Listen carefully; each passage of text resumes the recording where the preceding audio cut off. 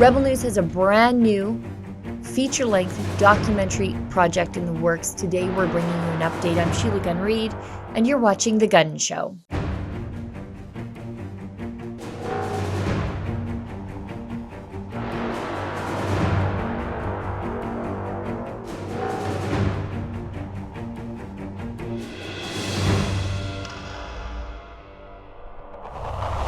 Have you heard about our brand new documentary project that we are working very, very hard on? And I'll tell you, we are working very, very hard on it because I'm in the documentary.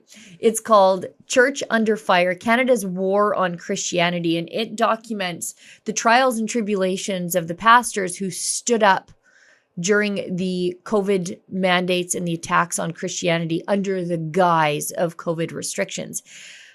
I'm in the documentary, but really the star of the show is our documentary filmmaker, Cian Simone. He heads up all the documentaries that we do here at Rebel News, and he is just an incredibly hard worker and very, very difficult to keep up with. You know what? I'll show you right now a little sneak peek from the documentary here. So here's the situation. More and more Canadians are getting vaccinated, but like we know, cases in far too many places are far too high.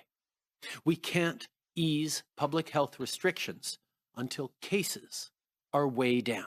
Well, I think we're like a boiling frog for a while. I think our freedoms have just been slowly stripped from us and so slowly over time that we didn't even realize it. And so when something like a health order is put in place that takes away your freedoms, it's not shocking to people. And it really should be shocking to people that there is a pastor in jail right now.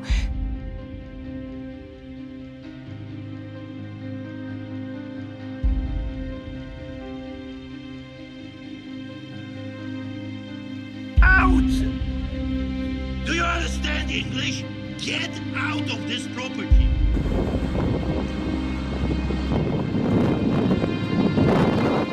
Praise you for the Lord Jesus Christ as we've experienced the cost of serving Him.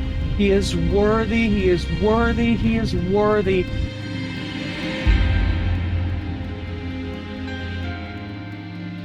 Mr. Stevens? Yes.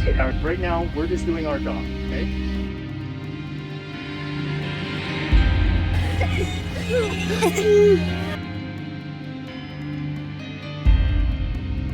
Sinking sand.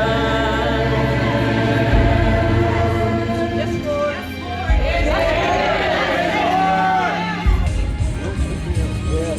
This officer can repent today and turn to Jesus Christ. That's good news.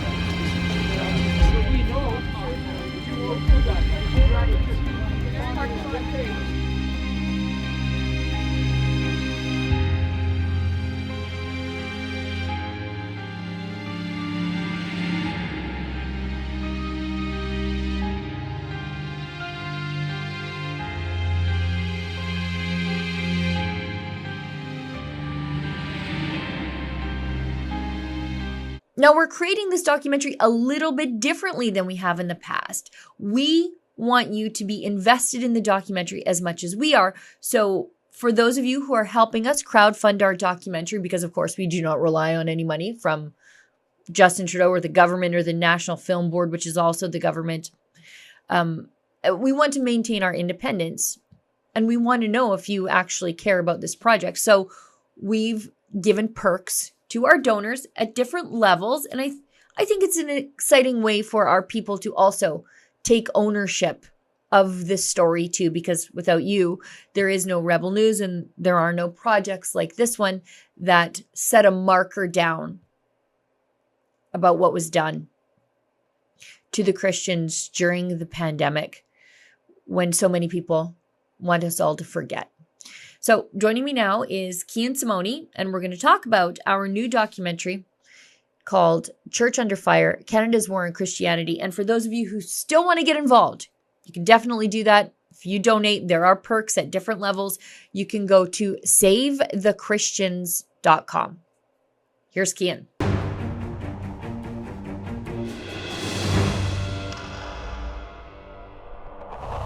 So joining me now is the head of documentary filmmaking here at Rebel News, Cian Simone. whom I have the pleasure of working with on this project. Kian, thanks for coming on the show. You really joined us at Rebel News right in the heart of the crackdown on the Christians. I think your first assignment with us was sleeping on an air mattress in Pastor Art's church. I think I remember that was my first contact with you. Was this young man has driven across the country, and he just started working with us, and we're on a Zoom call with him, and he has completely agreed to sleep on the floor of a haunted church. Welcome to Rebel News. That was actually my second, but the first one was basically the same. It was before I even started. I was supposed to start on May 1st, on like April 25th. A10, one of our bosses up there, he's like, "Hey man, we kind of need you tomorrow." And I was like, "Dude, I have my other job. I'm starting May 1st." And he's like, "Well, there's a pastor about to be arrested," and I remember not going into my other shift, and I was just like, "Okay, well, I guess I'll start tomorrow." And went to Archer Pawlowski's church and hung out there for a really long time while the cops were all outside, and I was like, "Wow, this is what my job is going to be." And this is what it's like. Yep, that's been exactly like that for almost 3 years now. Yeah, you and I were talking off camera. You also spent, I think, 6 weeks at Tim Stevens' church in Calgary, just smoking cigarettes in the parking lot, waiting for the police to come. Saturday it'd be Archer Pawlowski's church in the parking lot, and Sunday was Tim Stevens for 6 or 7 weeks. Yeah, the persecution of Christians in Calgary has done nothing for your cardiovascular health and your lungs. But let's get into why. I know that you and I we came up with this idea, and then we just announced it before we had anything formalized. We announced it at a prior documentary screening for another documentary that you had made. I know why I wanted to make it, and I know how I ended up here, but why do you want to make this film? Well, I think it's one of the biggest things that has ever happened to me in my life, and I'm not even Christian. It's one of those things that I was blessed to be a part of. I don't know if that's weird to say. Blessed to be a part of everybody getting arrested, but just blessed to be the one who could tell the story and be the person who could tell it fairly, or just be there. It was just like such a good feeling, and so important that everybody saw it. So I was really just felt really good that I was able to do that. Do you understand English? Get out of this property. I was threatened with $1 million ticket and arrest. That became a story because apparently I was the first Canadian to get a COVID ticket during that craziness. So after that, I wear, I guess, gloves off. I knew we're dealing with something that we have never seen in this country.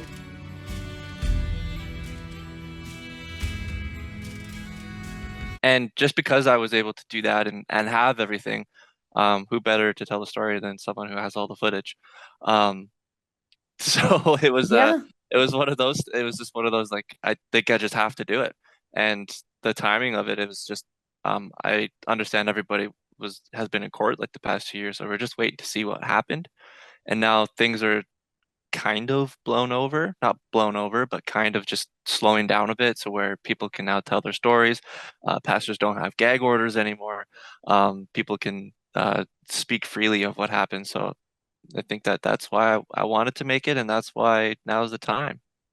You say you're not a Christian, but we'll get you. Don't you worry. For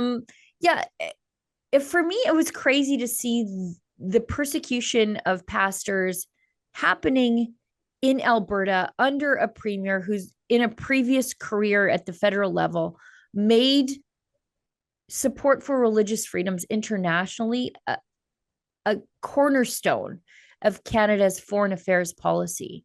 Proudest accomplishments in this place has been to have played a role during the previous government in the creation of the Office of Religious Freedom. And I would like, therefore, to address, first of all, the reason in principle why this office is necessary. Secondly, why it is particularly urgent at this time that Canada and like-minded democracies emphasize the protection of vulnerable religious minorities. And thirdly, I'd like to offer some practical reflections on why I believe this office is necessary, the Department of Foreign Affairs, now Global Affairs. And fourthly, I hope to have time to say a word about the reality of a genocide being inflicted against vulnerable religious minorities in the world today. And yet, when the rubber met the road here in Alberta, Jason Kenney was the harshest locker downer of Christians. Did that surprise you as someone who fled Ontario because they roped off the grocery store? Did that surprise you that, while the people were trying their best to live free in spite of the government here in what we like to think of as the freest place in Canada was the harshest on churches? I remember Jason Kenney said, no one is above the law, no politician, no one who calls himself a pastor, after he was caught on Sky Palace, or whatever that building is called. Hey there, Sid Rizard with Rebel News. I'm not sure if my question would be best directed towards you, but right now, of course, you're investing in religious infrastructure, but I think many around the province have a concern that you may not be best protecting their religious freedoms, as we've seen with Pastor Artur Pawlowski. He still remains behind bars. This is well over 30 days. If you could just comment on that situation and maybe perhaps ease some concerns or just give some light to that situation. So in Canada, we have something called the rule of law, where courts are responsible for adjudicating criminal charges against individuals, not politicians. So we have an independent judiciary. That individual, I understand, has been detained by the police because of multiple breaches of terms of release, court orders, as well as an alleged incitement to violence at the Coutts border crossing blockade. And so that individual has all of the rights of any individual under the Canadian legal system. They are presumed presumed innocent until proven guilty, of course, in our system of law. And they have a right to access to counsel. They have all of that individual or any other individual has all of the same legal rights as anybody. So this is a matter that is before the courts. As a more general comment, I would just suggest that going to a very tense, combustible situation and inciting people to be willing to die and commit acts of violence for their cause is very likely to have legal consequences. And I would suggest that nobody is above the law. No politician, no person that calls himself a pastor is above the law. The rule of law applies equally to everybody in our system of the rule of law. But no, it didn't surprise me at all. Jason, like you said, I came out here because of Jason Kenney, really. When he said no vaccine passports, and then 2 weeks after I got here, he made me show a vaccine passport. But just to show that when he said no one is above the law, it's not like these pastors were killing people. It's not like these pastors were money laundering or just doing something insane. They made up a law and then made everybody follow it. And you're gonna ask the one kind of person who's not gonna follow something so arbitrary because it goes against what they absolutely believe in. Like, no, I wasn't surprised at any of it. It just shows how far left or far gone Jason Kenney was by the time that happened. I wasn't surprised. I think it's really important that we tell this story and tell it properly in the words of the pastors, giving the pastors an opportunity to speak their motivations. And for me, the goal of the documentary is to show that it didn't matter your theology. It didn't matter your style. You could be as wild as Artur Pawlowski or as gentle as Tim Stevens.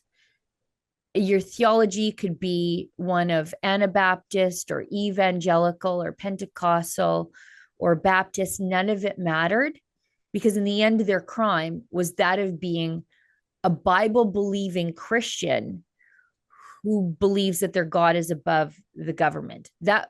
That is the one thread that endures through all of this. So when you hear people say, well, Art, he's so loud, he's so aggressive, I don't like his language. Okay, then tell me about James Coates. Tell me about Tim Stevens. Or, those Christians in Aylmer, they dress strange. Their worship service is a little weird. It's not something that people are used to. They bring the horse to no frills. They bring the horse to no frills. That's old order Mennonite country. So it didn't really matter, because it happened across all provinces. in different parts of the country. What was the crime was be just obedience to God above that of Justin Trudeau in the state. There's an agenda. And I said, we won't fall for it. The police came, they pulled up, and we were in here, we were singing. I actually waved them in. I said, come on in. Come join us in the singing. They took their hats off, they walked in, the sheriff was up front. God will bring us through. And I said, we will not bow down to your gods. We won't. I said, wait a minute. No frills. The people are shopping. People are going in and out. This seems very strange to me. And they said, well, for the sake of the community, you have to stop that. And I said, I'm sorry. I don't think we can do that. They said, well, I think you have to. And I said, I don't think I have to. Yeah, I could totally attest to that. That part of the goal. I even think my goal is even just a little bit different, but they both kind of work together so well. Yeah. Like I said before, I'm not even really Christian. But I understand and I know that this country was built on the foundation of God and the Christian morals and Christian ethics. And, I follow those, even though I'm not Christian. And I want this documentary to be something that someone like me who's 24, or maybe they're 20, maybe they're 35, who isn't Christian can watch this and say, oh crap, if they're going for these people, I know I'm next. These are they are the people who built this country, right? So long ago, like that kind of that religion. So it's just extremely important that we at least protect that, even as non-Christians. That it's extremely important.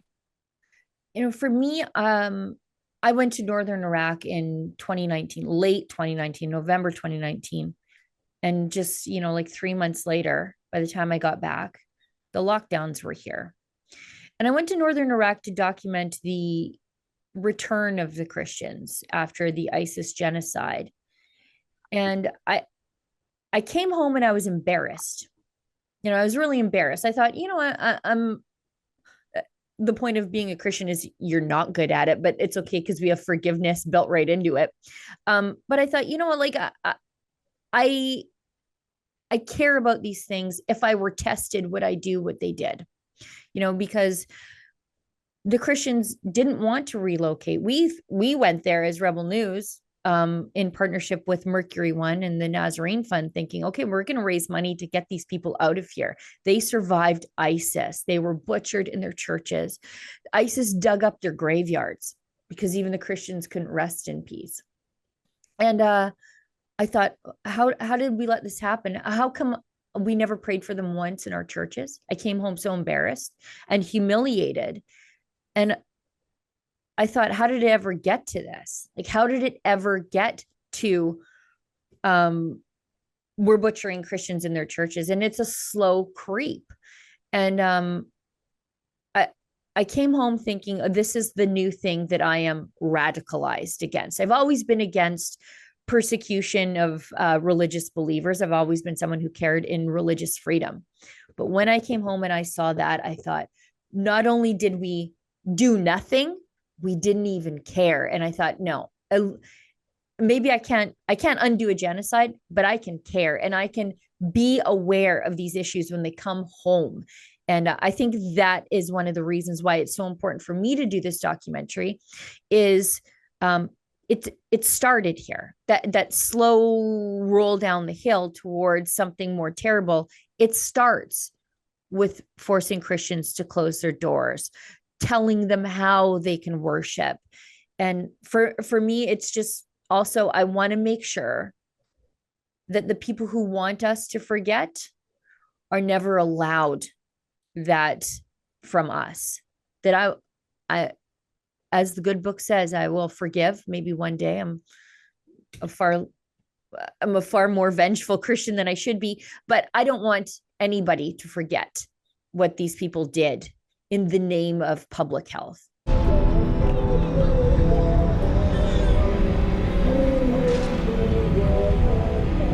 I just got off the line with our videographer K2, who was on this scene, and he told me it was the hardest thing he has ever seen. The family of Pastor Tim Stevens was weeping as he was hauled away in cuffs like some comic. criminal. Pastor Tim was once again taken into custody. Numerous police vehicles arrived and put him in a car, taking him away from his families. It was an extremely emotional and harrowing ordeal, and we were there to capture it as it happened. I'm going to let you go now to the footage of his arrest.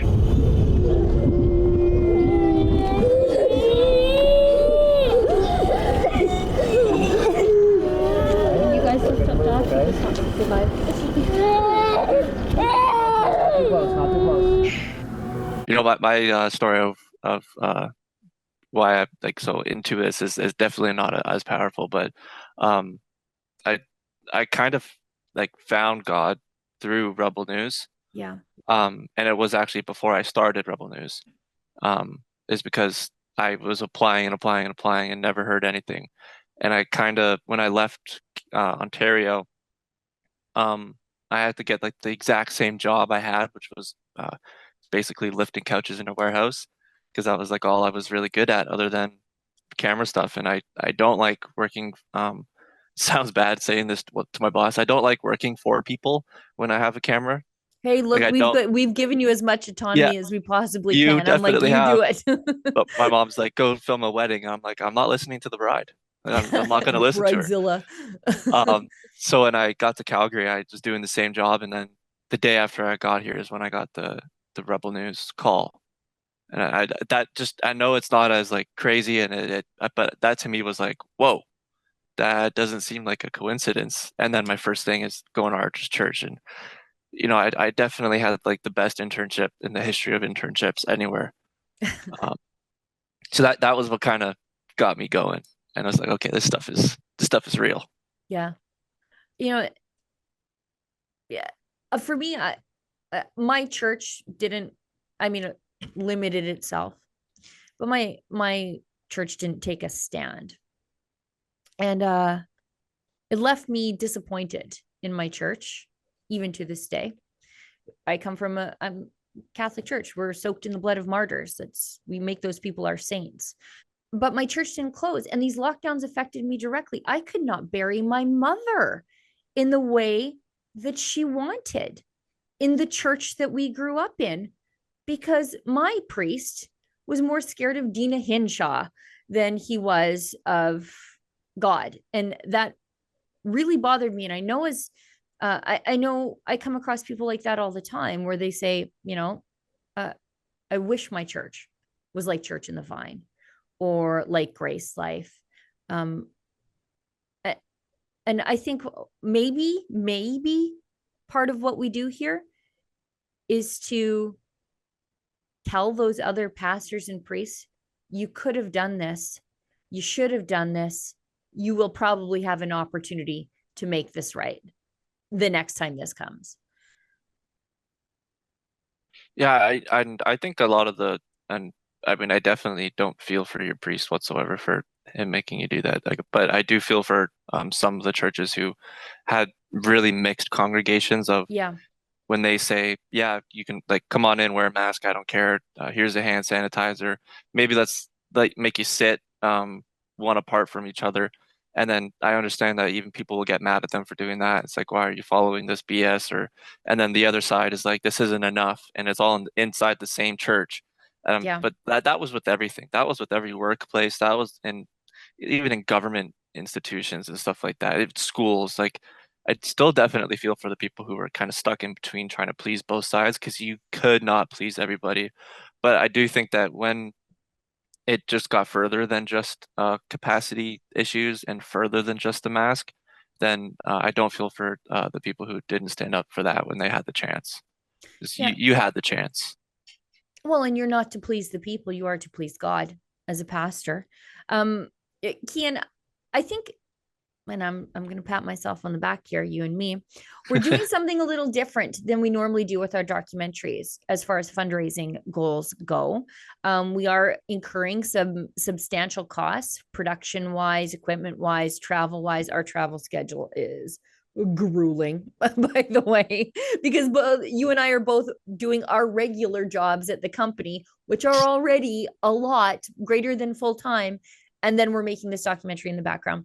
For such a religious documentary, it really is a schedule from hell. Oh, it is. It definitely is. And a lot of it is like fly the whole day, spend a couple hours on the ground, turn, burn, come back, because we both have other jobs to do. But again, this is an important story to tell, and we're so grateful for the opportunity to be able to tell it. But we're doing something a little bit different, where we're allowing the people who support our work to become invested in the work. Why don't you tell us why we decided to do it that way?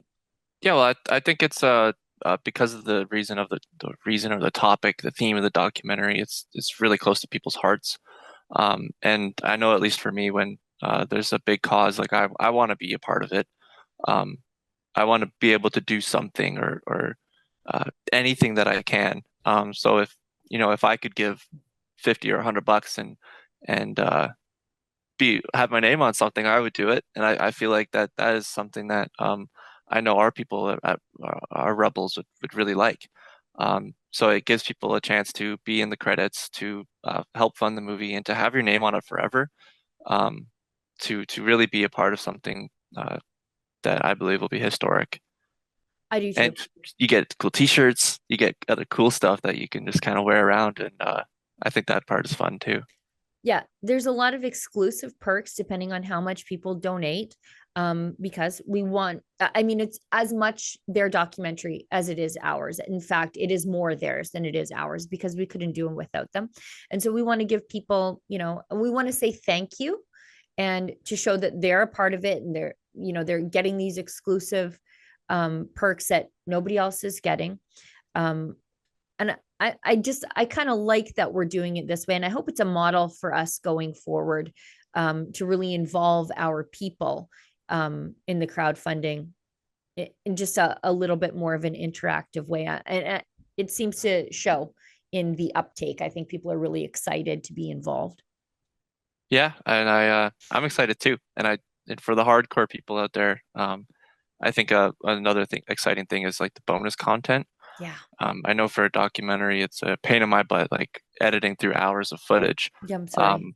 But no, it's just that it's cutting down really long interviews is like the worst part of it. But the cool part about it is that I'm saving them. So when I do make those edits, and basically I'm just like cutting out your ums and buts and stuff, and cutting out, let's say, Artur Pawlowski's ums and buts. I save in those copies, and we can put up like full interviews. So when people only get 15 minutes of it in the final cut, those who donated and who are part of the project can also go and watch the full interviews or longer extended interviews at least. I think that part is really cool.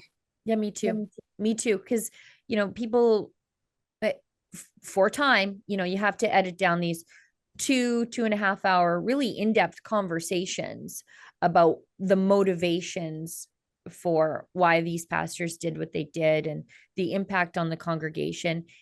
I pity you having to carve that down and carve, because it's all good. It's all gold. And so, yeah, I'm really grateful that we have the opportunity to, offer that to our supporters as well. Kian, this is a very busy day for both of us, because we have to leave to travel in like a day and a half again. So we're trying to do a whole week's worth of work in a day. Why don't you tell us where people can go to support the work that you and I are doing to tell the story of the persecution of Christians here in Canada? SaveTheChristians.com, very special URL for very special people for a very special project.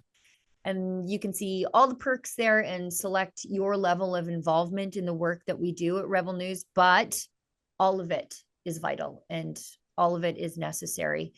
And there's no National Film Board backing us on this. That's for sure. Kian, thanks so much. I guess I'll see you in about 36 hours at the airport. Sounds good. Thanks for having me on. Thanks.